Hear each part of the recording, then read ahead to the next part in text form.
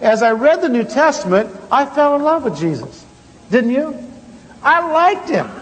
I liked what he was like. I liked the things he did. I liked the things he said. Didn't you like those things? I thought that stuff was hot. I liked it when he multiplied the bread. Did you like that one? Huh? How about it? Did you like that? And the fishes, you know, the sardines. I always picture sardines. I like that stuff. I like all that stuff, you know. I liked it when he went by the fig tree and said, you know, and it died. Can you picture him doing that? I like all that stuff. I like it. I remember last night, come forth. That's a biggie, you know. I mean, that's hot. There are not many guys doing that come forth thing, you know, telling anybody to come up from the dead.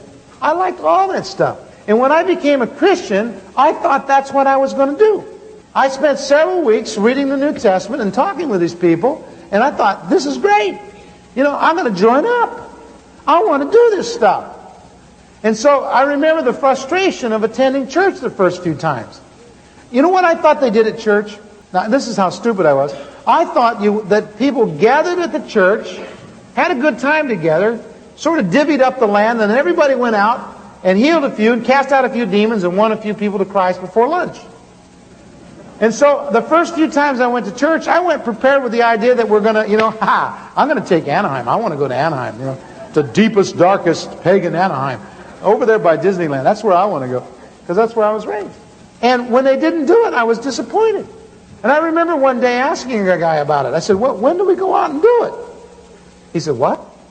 I said, when do we go out and do it? He says, oh, you don't have to do it. You just have to believe it was done once. Now, that's pathetic, isn't it? I found out over the next year or two that we cried about it. We sang about it. We preached about it. We prayed over it. We gave to it, but we never did it. We never got to go do the things that Jesus did. And I grew disillusioned in the process. Now, you know, when I worked for the devil, he let me do his stuff.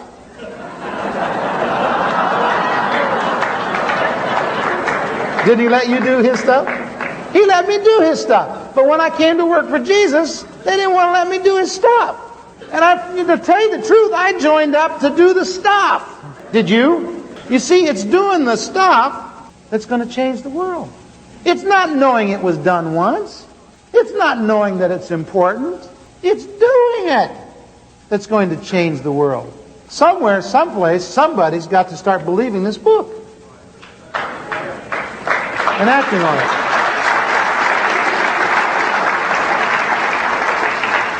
And I figure it might as well be us.